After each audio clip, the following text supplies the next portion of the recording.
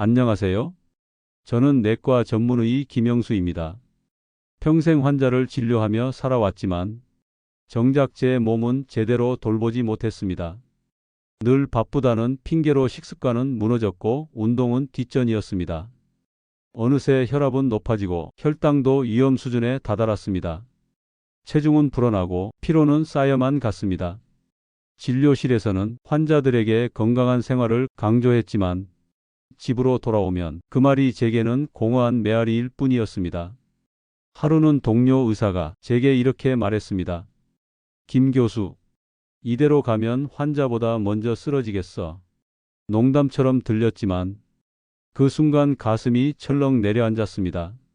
의사라는 자존심보다 제 몸이 무너지고 있다는 현실이 더 크게 다가왔습니다. 그날 이후 저는 생활 습관을 바꿔보기로 마음먹었습니다. 먼저 운동을 시작했습니다. 아침마다 공원을 달리고 주말에는 산을 올랐습니다. 식단도 조절했습니다. 기름진 음식은 줄이고 채소와 단백질 위주로 먹으려 노력했습니다. 필요하다는 영양제도 챙겨 먹었습니다. 하지만 몇 달이 지나도 별다른 변화는 없었습니다. 혈압은 여전히 높았고 혈당은 안정되지 않았습니다. 체중도 쉽게 줄지 않았습니다. 열심히 해도 결과가 없으니 점점 지쳐갔습니다. 그러던 중 우연히 식초에 대한 연구를 접했습니다. 식초가 혈당을 낮추고 지방을 줄이며 피로를 개선한다는 내용이었습니다. 처음엔 믿기 어려웠습니다. 식초는 그저 음식에 넣는 조미료라고만 생각했으니까요. 하지만 관련 논문과 임상 보고를 보면서 점점 마음이 열렸습니다. 의사로서 호기심도 생겼습니다. 무엇보다 절박했던 저는 직접 시도해 보기로 했습니다. 그날부터 아침 식사 전에 물 한 컵에 사과 식초 한 스푼을 타서 마시기 시작했습니다. 처음엔 신맛이 강해 인상을 찌푸렸습니다. 이게 무슨 효과가 있을까? 의심도 들었습니다. 하지만 멈추지 않았습니다. 의사로서 제 몸을 연구 대상으로 삼는다는 심정으로 꾸준히 이어갔습니다. 3개월쯤 지났을 때 변화가 찾아왔습니다. 혈압이 안정되기 시작했고 혈당도 눈에 띄게 좋아졌습니다. 늘 무겁던 몸이 가벼워지고 피로가 사라졌습니다. 체중은 8kg나 줄었고 허리띠 구멍이 2칸이나 줄었습니다. 아침에 일어나면 머리가 맑고 하루가 가볍게 시작되었습니다. 그제야 깨달았습니다. 제가 찾던 전환점이 바로 식초였다는 사실을. 저는 환자들에게 이렇게 말합니다. 운동도 식단도 중요하지만 생활 속에서 쉽게 실천할 수 있는 작은 습관이 더 큰 변화를 만듭니다. 저에게 그 습관은 식초였습니다. 의사가 아니라 한 사람의 경험자로서 자신 있게 말씀드립니다. 식초는 저를 다시 살게 했습니다. 여러분도 혹시 혈압 때문에 불안하시진 않습니까? 혈당이 걱정되어 잠 못 이루는 날이 있지는 않으십니까? 저 역시 같은 길을 걸었고 결국 작은 한 스푼의 식초에서 해답을 찾았습니다. 여러분도 시도해 보시길 권합니다. 꾸준히 지키면 반드시 몸이 달라집니다. 오늘의 이야기가 도움이 되신다면 구독과 좋아요 부탁드립니다. 늘 진료실에서 환자들에게 생활 관리를 강조했지만 정작 제 몸이 먼저 증명해 준 것이었습니다. 약을 더 늘리지 않고도 정상 범위에 가까워진 혈압과 혈당을 보며 저 스스로도 놀랐습니다. 단순히 살이 빠진 것이 아니라 복부 지방이 빠지면서 숨쉬기가 편해지고 몸이 한결 가벼워졌습니다. 이전에는 조금만 걸어도 숨이 차고 다리가 무거웠는데 이제는 발걸음이 가볍고 산책이 즐겁습니다.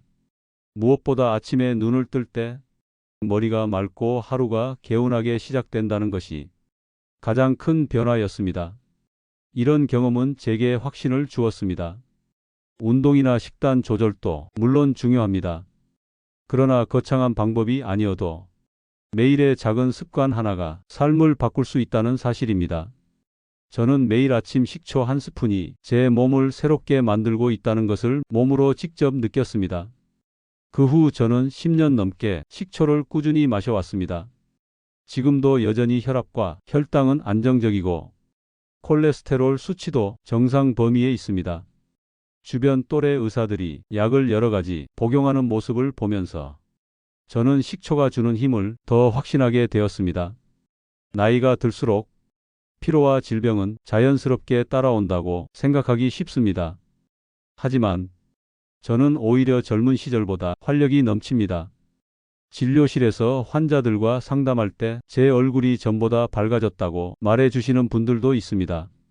무엇보다도 마음이 달라졌습니다. 예전에는 피곤한 몸을 이끌고 겨우 하루를 버티는 심정이었지만 지금은 매일을 감사하며 살아갑니다. 작은 한 스푼의 식초가 제 몸뿐 아니라 마음까지 변화시킨 것입니다. 비용도 놀라울 정도로 저렴합니다. 제가 하루에 마시는 양은 한두 스푼이 전부인데 계산해 보면 하루에 100원도 들지 않습니다. 커피 한 잔 값의 100분의 1에도 못 미치는 비용으로 건강을 얻을 수 있다는 사실. 이보다 더 큰 효율이 어디 있겠습니까? 저는 그래서 말합니다. 식초는 값비싼 보약보다 강력하고 안전한 보물입니다. 제 환자들에게도 강조합니다. 약은 꼭 필요할 때만 쓰되 평소에는 이런 생활 습관으로 몸을 다스리라고 여러분도 느끼고 계시지 않습니까? 건강은 멀리 있는 것이 아니라 가까운 습관 하나에서 시작된다는 사실을요.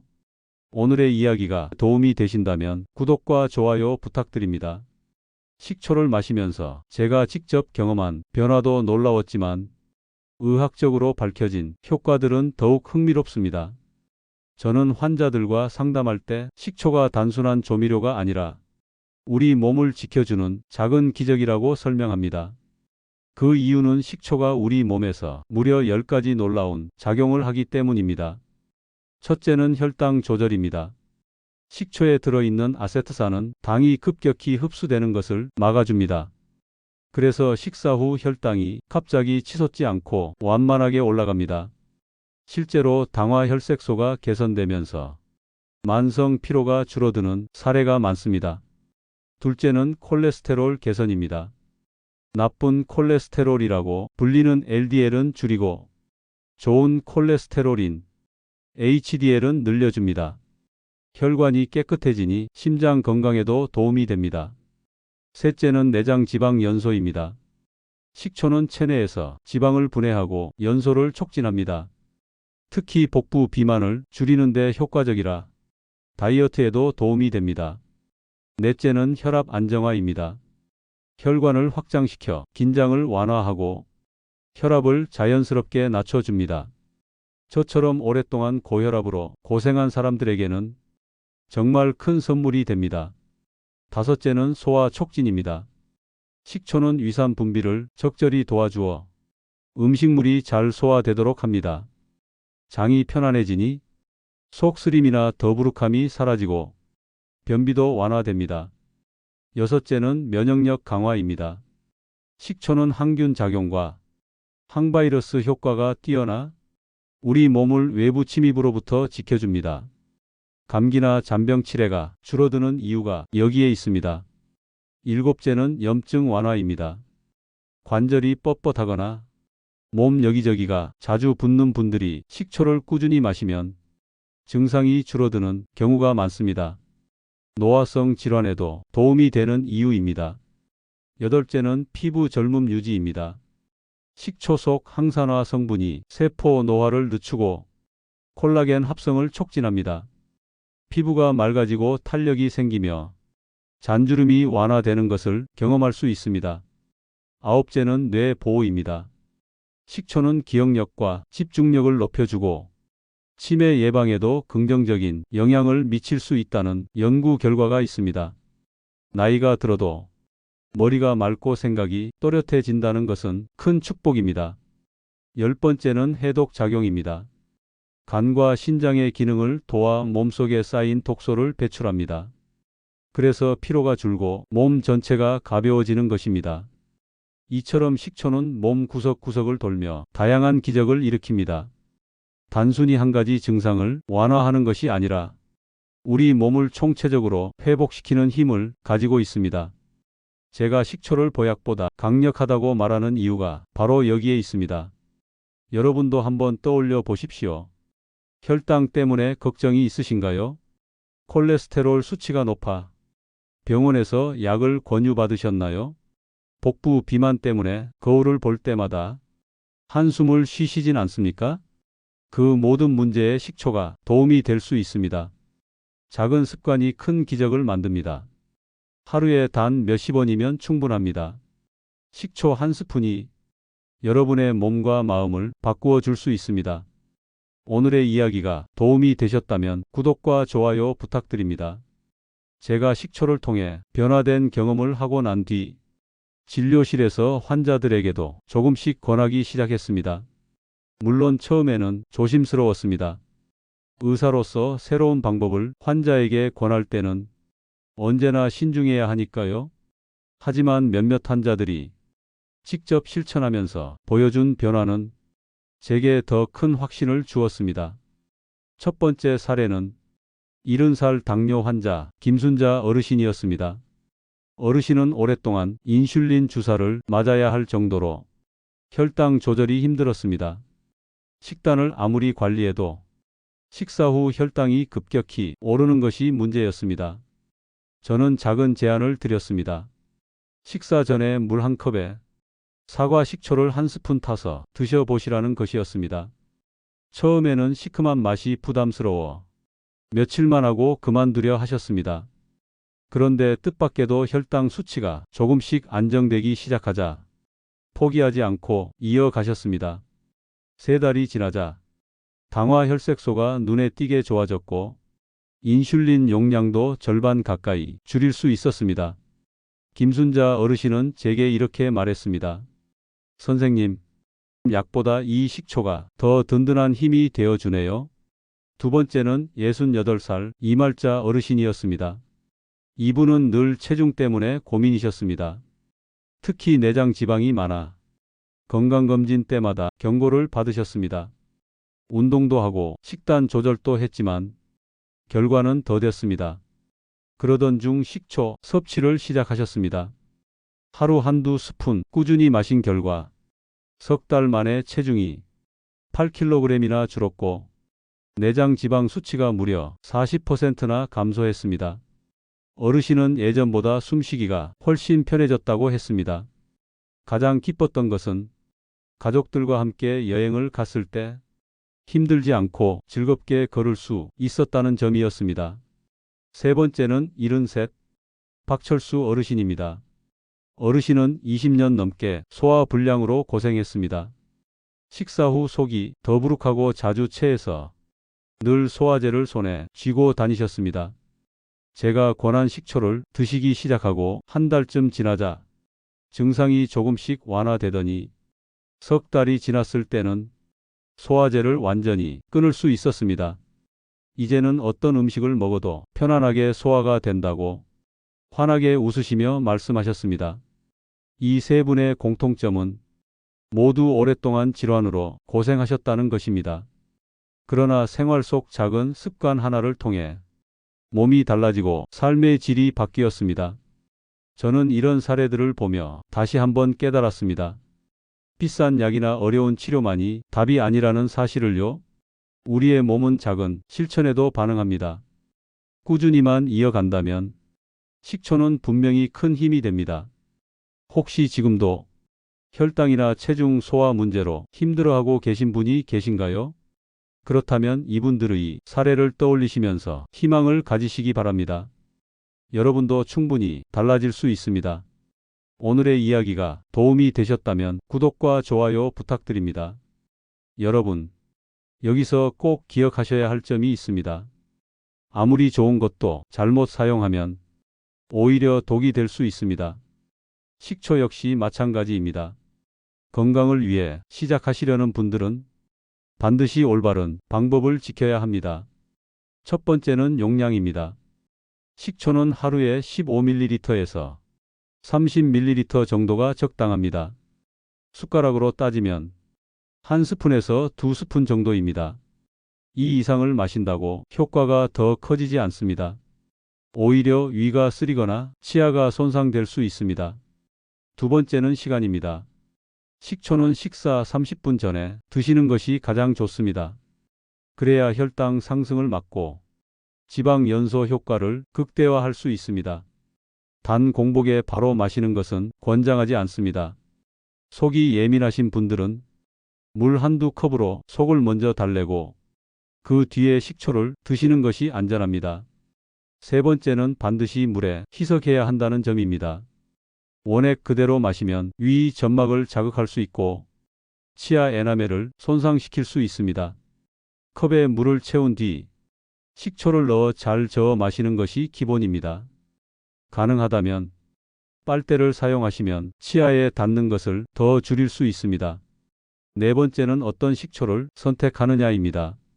시중에는 합성 식초도 있고 천연 발효 식초도 있습니다.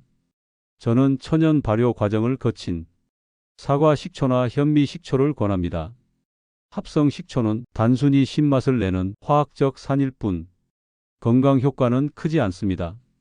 반면 자연 발효된 식초에는 아세트산뿐 아니라 각종 유기산과 미네랄이 들어있어 효과가 훨씬 좋습니다. 다섯 번째는 적응 단계입니다. 처음부터 많은 양을 마시면 속이 불편할 수 있습니다. 그래서 하루에 5ml, 즉 티스푼 1스푼 정도부터 시작해 보시기 바랍니다. 몸이 익숙해지면 10ml, 그 다음엔 15ml로 서서히 늘리시면 부담이 없습니다. 여섯 번째는 주의해야 할 분들입니다. 위궤양이나 유식도, 역류 질환이 있는 분들은 식초가 속을 자극할 수 있습니다. 이런 경우 반드시 주치의와 상담한 뒤 시작해야 합니다. 또 약을 복용 중인 분들도 상호작용이 없는지 확인하는 것이 안전합니다. 마지막으로 중요한 습관 하나를 말씀드립니다. 식초를 드신 뒤에는 반드시 입을 물로 헹구는 것이 좋습니다. 그리고 식초를 마셨다고 해서 식단을 아무렇게나 하시면 안 됩니다. 식초는 보조적인 역할을 할 뿐 결국 건강은 균형 잡힌 식사와 함께할 때 빛을 발합니다. 여러분, 기억해 주십시오. 식초는 작은 습관으로 큰 변화를 만들어 주지만 그 힘을 온전히 누리려면 올바른 방법이 필요합니다. 정확한 양, 정확한 시간, 그리고 꾸준함. 이것이 세 가지 핵심입니다. 오늘의 이야기가 도움이 되셨다면 구독과 좋아요 부탁드립니다. 식초는 한 번, 두 번 마신다고 해서 기적을 보여주지 않습니다. 최소한 석 달 이상은 지속해야 몸이 반응하고 변화가 눈에 띄게 나타납니다. 제가 진료실에서 자주 듣는 질문이 있습니다. 선생님, 식초를 마시면 얼마나 빨리 효과가 나타나나요? 저는 이렇게 대답합니다. 몸은 농사와 같습니다. 씨앗을 뿌리고 물을 주고 햇빛을 기다려야 싹이 트듯 식초도 꾸준히 마셔야 결실을 맺습니다. 조급해하지 말고 습관으로 만들면 어느 순간 몸이 달라졌음을 스스로 느끼게 됩니다. 여기서 몇 가지 피해야 할 실수들을 짚어드리겠습니다. 첫째, 원액으로 마시는 것입니다. 강한 산 성분이 이와 치아를 손상시킬 수 있으니 반드시 물에 희석해야 합니다. 둘째, 과다 섭취입니다. 많이 마시면 효과가 더 클 것이라 생각하기 쉽지만 오히려 속이 쓰리거나 건강을 해칠 수 있습니다. 셋째, 탄산음료에 섞어 마시는 습관입니다. 탄산과 함께 섞으면 오히려 위에 자극을 줄 수 있고 불필요한 당분이 들어가 효과를 반감시킵니다.